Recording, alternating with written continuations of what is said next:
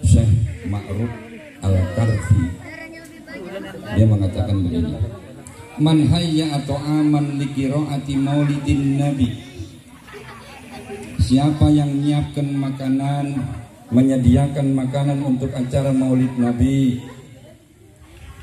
Selain itu dia juga wa jama'a ikhwanan, dia yang ngumpulin teman-teman. Ini orang yang ngumpulin teman, nanti malam hadir ya maulidan. Nah dia ngumpulin, baik lewat WA atau lewat langsung datang atau undangan. Wa ta'attara wa tabakhara, dan dia pakai wewangian. Dia pokoknya pakai pakaian yang bagus, pakai pakaian yang wangi. Maka kana hasyarahullahu yaumal qiyamati ma'al firqatil ula minan nabiyyin. Dia nanti di hari kiamat akan digiring oleh Allah bersama rombongan pertama, yaitu rombongannya para nabi. Masya Allah, itu saking hebatnya maulid nabi. Ya, maka mulai sekarang ini coba kita harus tanamkan rasa cinta kita kepada Kanjeng Rasul, karena Rasulullah itu cinta sekali kepada kita. Kita mati modal cinta kepada Rasulullah itu bisa selamat. Dan cinta itu adanya di hati. Cinta tidak bisa dibikin-bikin. Maka terus buat hati kita itu cinta kepada Kanjeng Nabi. Bahkan tidak sempurna iman seseorang kalau tidak cinta kepada Kanjeng Nabi.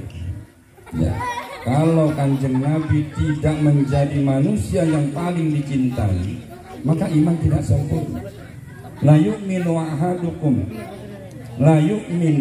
ahadukum hatta akuna ahabba ilaihim min walidih wa waladihi wan nasi ajma'in.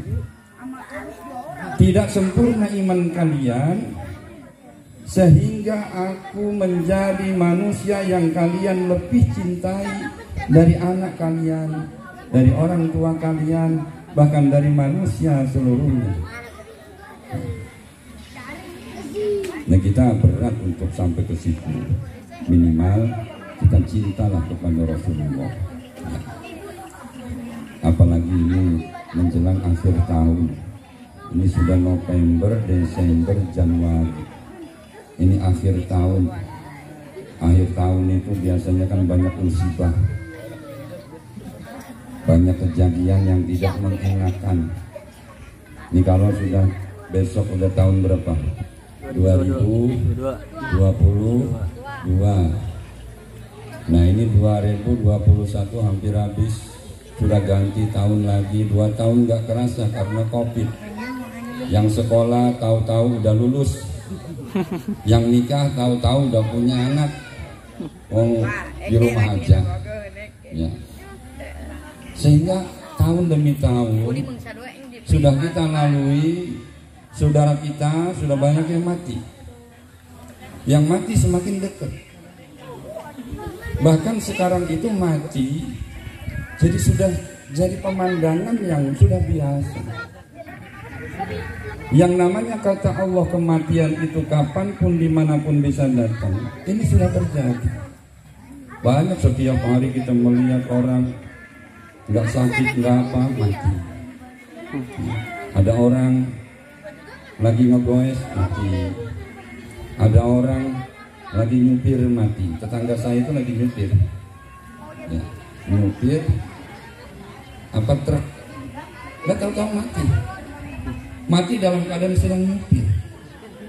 Maka mati itu, potensi mati ngapain pun dimanapun bisa terjadi. Nah kita kudu siap. Kalau umpama sekarang itu kan banyak banget. Saya tetangga aja nih banyak nih. Barusan sarapan, ya, ini pernah ada ibu-ibu datang. Ibu-ibu jam 10-an itu datang. Pak Ustadz, ini saudara saya tadi pagi, ini sarapan biasa, nggak sakit kenapa. Lalu sekarang lagi diem bae di rumah. Mati enggak? Jadi malah nanya ke saya. Lah kata saya, diamnya bagaimana? Tadinya tahu-tahu habis sarapan ini sesak, napas sesak, lah terus diam. Sekarang masih diam baik, diam, napas enggak, mati belum, lah mati itu mah. Jadi kalau enggak napas, diam baik, tadinya napas, berarti sekarang ini itu mati. Jadi saking enggak percayanya nggak bisa sarapan kok. Lah maka kata Quran, la tadri nafsun madza taksibu ghadan wa ma tadri nafsun bi ayyi ardin tamut. Seseorang tidak akan pernah tahu dia besok mau ngapain. Seseorang juga nggak akan pernah tahu dia akan mati di mana.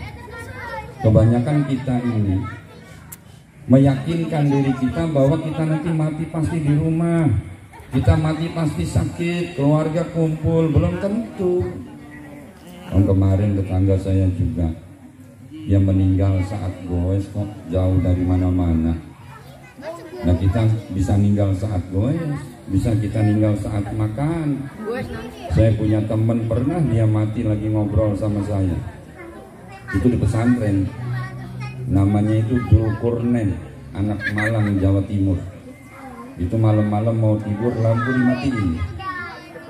dimatiin, terus dia cerita katanya kemarin punya hutang udah saya bayarin, tiba-tiba batuk, lah terus saya dengar suara gegedubugan. Kirain bercanda, begitu dihidupin lampu sudah berbusa, dibawa ke rumah sakit, meninggal di jalan. Itu teman pesantren saya, ya, dalam keadaan sedang ngobrol, nggak sakit nggak apa. Nah kita apa nggak takut mati? Kalau kita sudah mati, mau ngapain kita? Ya. Amal belum cukup, modal nggak punya, kita sudah terlanjur mati. Mati itu boro-boro neraka, kita dibungkus aja udah kesiksa. Maka di akhir tahun ini seharusnya kita berpikir, ya Allah, amal apa ini sudah saya lakukan. Tiap malam berganti malam, sampai menjadi bulan, sampai menjadi tahun. Nah kita amal apa yang sudah kita punya? Ya. Karena amal hari, jam, dipakai tidur, dipakai ngaji, dipakai makan kacang, itu tetap umur berkurang. Ini dari tadi kita acara maulidnya udah berapa, ada 5 jam. Maka 5 jam sudah berkurang umur kita di sini doang ini. Lah berkurangnya dipakai apa? Dipakai tidur 5 jam, ya umur berkurang 5 jam. Dipakai ngaji 5 jam, umur berkurang 5 jam. Lah selama ini malam terus berganti, dipakai apa? Maka kata penyair, alaisa minal khusrani anna layaliya tamurru bila naf'in wa tuhsabu minal umri. Apakah tidak merupakan sebuah kerugian malam-malam berlalu tanpa manfaat, padahal itu dihitung bagian dari umur. Kita kalau malam tidur bangun subuh, malam tidur bangun subuh, malam itu panjang, malam itu panjang banget loh. Kenapa kok jadi nggak panjang? Karena dipakai tidur. Al-lailul tawil fala tuqassirhu bimanamik. Malam itu panjang, jangan diperpendek dengan tidur. Lah malam yang begitu panjang kalau dipakai tidur, lah jam berapa ini? Jam 8 pagi. Perasaan baru melenyap. Lah iya, perasaan baru melenyap. Karena dipakai tidur. Coba pakai wirid, coba pakai sholat malam. Kita mau wirid tengah malam nih, gelar sejadah, baru berdiri udah angok, belum mulai itu. Nah kalau dipakainya ibadah, zikir baru 5 menit, Masya Allah ngantuknya kayak apa. Jadi panjang malam itu. Nah maka bikinlah malam yang panjang ini tetap menjadi panjang. Ini saya punya cerita, kita cerita aja lah. Jadi dengerin cerita orang-orang soleh itu nurunkan berkah. Menceritakan orang-orang soleh itu membuka pintu langit. Dulu pernah ada zaman tabi'in, ini muridnya Imam Hasan Al-Basri, namanya siapa? Malik bin Dinar. Ya, Malik bin Dinar. Malik bin Dinar ini muridnya Hasan Al-Basri. Hasan Al-Basri muridnya Sayyidina Ali. Sayyidina Ali muridnya Kanjeng Nabi. Itu pemabuk. Wah, kalau sudah mabuk udah nggak ingat apa-apa. Penjudi berat, pemabuk berat. Suatu hari Syekh Imam Malik bin Dinar ini, pada akhirnya dia menjadi syekh, menjadi imam. Dia terus mabuk siang malam. Akhirnya suatu hari dia begitu kepengennya punya istri. Wah, ini kepengen kawin dia kawin. Akhirnya mengawini seorang budak perempuan dimerdekakan, kemudian dinikah. Setelah kawin dia punya anak perempuan. Ketika sudah punya anak perempuan, dia senang banget, bersyukur banget kepada Allah. Tapi dia malah nggak bisa berhenti dari mabok, dari minum-minuman keras. Pernah ketika anaknya yang perempuan sudah umur 3 tahun, ya, itu ngelihat bapaknya megang botol minuman direbut. Kapan kau bisa berhenti dari semua ini ayah? Itu anak umur 3 tahun. Wah, mendengar itu dia kayak kesambar geledek. Anak perempuan umur 3 tahun ngomong begitu pasif. Kapan kau akan berhenti dari semua ini ayah dan meyakini kepada perintah-perintah Allah? Dibuang itu botol minuman, dia lari ke masjid, dia taubat dengan taubatan nasuha. Dia nggak mau minum lagi, nggak mau judi lagi. Nggak lama setelah dia taubatan nasuha, tidak mabuk, tidak judi, anaknya mati. Stres dia. Seneng-senengnya punya anak perempuan begitu cantik, begitu sayang, diambil oleh Allah mati. Padahal sudah taubat, ya Allah aku sudah taubat. Kenapa sekarang anakku engkau ambil ketika aku sedang seneng-senengnya? Akhirnya dia kumat lagi. Kalau begitu aku mabok lagi. Wah, mabok lagi, lebih parah dari pertama. Judi lagi. Sampai suatu hari, saking maboknya ini kebanyakan, dia overdosis. Saat overdosis itulah dia merasa bahwa kiamat datang. Dia melihat kiamat terjadi. Orang lari ke sono kemari, langit runtuh, api di mana-mana. Akhirnya tiba-tiba dia menjadi sendirian. Dia lihat di sebelah sana ada ular gede banget. Nggak tahu seperti apa, pokoknya ular itu gede banget. Mungkin dekat, ternyata ular itu ngejar dia. Dia sampai lari ke sono kemari, itu ular nggak berhenti ngejar. Akhirnya dia ketemu dengan orang yang wujudnya sudah tua. Pak, tolong saya Pak, ada ular ngejar saya Pak. Apa kata orang tua itu? Saya lemah, saya tidak bisa menyelamatkan kamu, saya lemah sekali. Ayo dia lari ke sono lagi, balik lagi ke orang tua tadi. Pak, ini ular ngejar terus, tolong saya lemah, lihat saya orang tua dan nggak punya tenaga, bagaimana saya bisa menyelamatkan kamu? Coba kamu lari ke sana, ke ujung bukit sana. Dia lari. Ini serius, ada di kitab ini.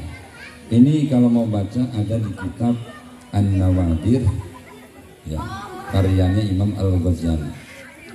Dia lari ke bukit sana, kemudian di bukit dia melihat sebuah kubah. Yang kubah itu bersinar, bercahaya begitu indah. Dan di dalam kubah itu dia melihat hanya anak-anak kecil. Isinya itu bocah kecil, nggak ada bocah gede di sana. Kayak tadi lah pokoknya anak-anak pagar Musa yang tadi lah bocah kecil. Kemudian dari dalam kubah itu dia mendengar ada suara manggil. Bapak, bapak. Wah, ternyata anaknya. Anaknya yang umur 3 tahun lalu meninggal. Nah, itu ternyata tempatnya di sana. Manggil-manggil bapaknya. Akhirnya, sini, tolongin bapak. Tapi luar biasa, anak sekecil itu ternyata mempunyai tenaga yang luar biasa. Maka diambillah bapaknya, diselamatkan, dan ular itu dilawan sampai ular itu pergi. Terus akhirnya Imam Malik bin Dinar nanya sama anaknya, anakku, apa ular itu? Siapa orang tua itu? Orang tua yang tadi bapak minta tolong itu amal baik bapak. Karena bapak amal baiknya lemah, maka seakan-akan amal baik bapak itu wujudnya orang tua yang lemah, tidak bisa menyelamatkan bapak. Ular yang tadi begitu kuat, begitu besar ingin menerkam bapak, itu amal buruk bapak. Karena bapak amal buruknya ini banyak, wujudnya seperti ular yang kuat besar. Itulah amal buruk bapak.